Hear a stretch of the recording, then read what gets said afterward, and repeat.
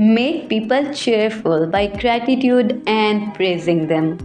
Learn how to replace your sorry with thank you.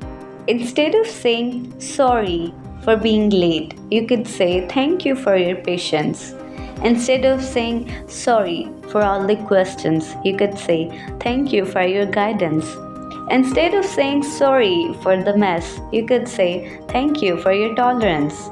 Instead of saying sorry, I can't make it, say thank you for your invitation. I appreciate your understanding.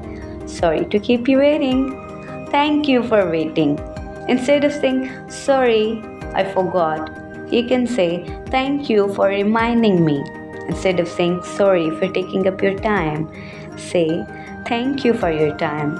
Instead of saying sorry, I broke your vase, say thank you for forgiving me.